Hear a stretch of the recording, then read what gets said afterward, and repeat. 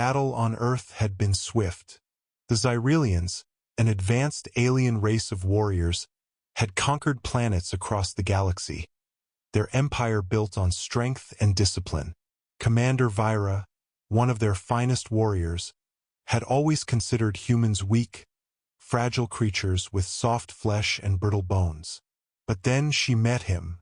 The battlefield was littered with debris and fallen soldiers, both human and Xyrelian alike. Vyra moved through the wreckage with precision, her emerald armor gleaming under the broken city lights. Her elongated, blade-like fingers twitched, ready for combat. Then, she spotted him, a human soldier standing alone, blood dripping from his side. He should have fallen by now. Vyra stepped forward, her voice metallic. "Surrender. You are defeated." The man, clad in a torn military uniform, only smirked. "Not yet." With those words, he lunged. Faster than any human should be. Vyra blocked his strike, but his strength surprised her. They fought, exchanging blows that should have left him broken. She cut deep into his arm, yet he did not stop. Instead, something impossible happened. Right before her eyes, the wound sealed itself. Flesh knitted back together, blood reabsorbed. Vyra froze, her warrior mind unable to process the sight. "How?" she whispered. The human rolled his shoulder, as if testing his freshly healed arm. "Nanotech infusion," he said casually. "You think humans are delicate? Not all of us." For the first time in her life, Vyra felt something unfamiliar creeping through her. A shiver of uncertainty. Perhaps humanity was not as weak as she had believed. Perhaps they were more like her kind than she had ever imagined. And perhaps this war was far from over. Vyra took a step back, her instincts screaming at her to reevaluate. She had fought countless battles, conquered entire worlds, but never had she seen a creature heal itself like this. The human, this soldier, stood before her whole again, as if her blade had never touched him. "You are not like the others," she said, her voice laced with suspicion. The man chuckled, flexing his newly healed arm. "Most aren't, but some of us, we've adapted." Vyra's eyes narrowed. Adapted. It was a word the Xyrelians held sacred.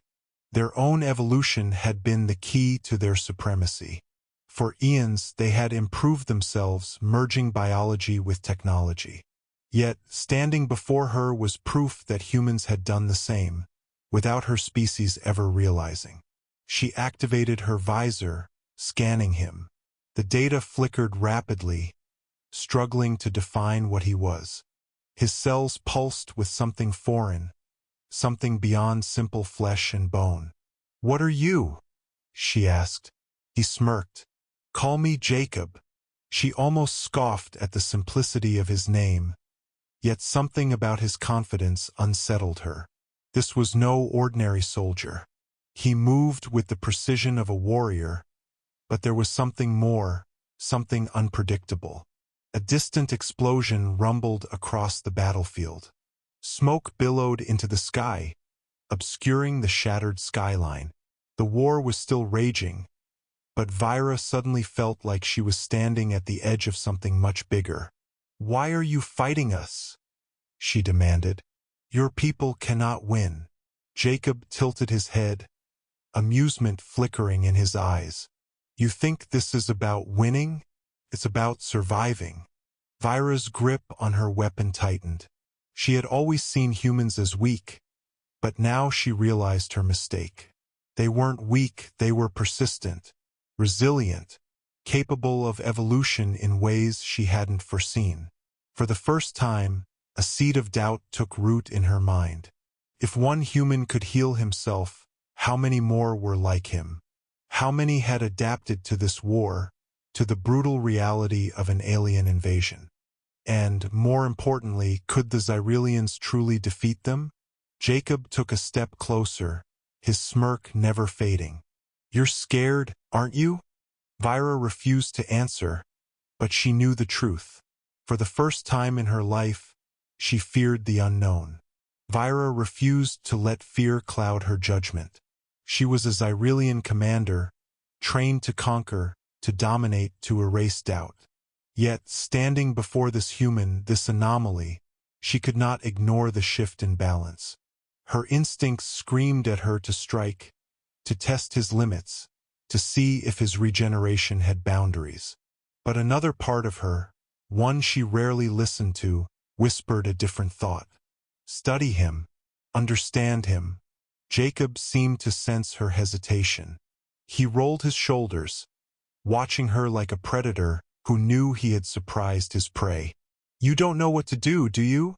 he said, his tone edged with curiosity rather than mockery. Vyra exhaled sharply. "Do all of your kind possess this ability?" He smirked. "Not yet." Her visor's data feed finally stabilized. His nanotech-infused cells were rewriting themselves in real time, adapting, strengthening. This wasn't simple healing, it was evolution at an accelerated pace. And if humans had found a way to push past their biological limits, the war might not be as one-sided as the Xyrelians believed. A voice crackled in her earpiece, snapping her back into the present. "Commander Vyra, report. The city's resistance has collapsed. Remaining human forces are retreating to the outskirts." She tapped her communicator but kept her eyes on Jacob. "Understood. Securing the sector." Jacob raised an eyebrow. "Securing it, huh? That what you think you're doing?" Vyra didn't respond. Instead, she made a decision, one that went against every instinct, every directive she had ever followed. She lowered her blade. Jacob blinked, surprised. "That's new."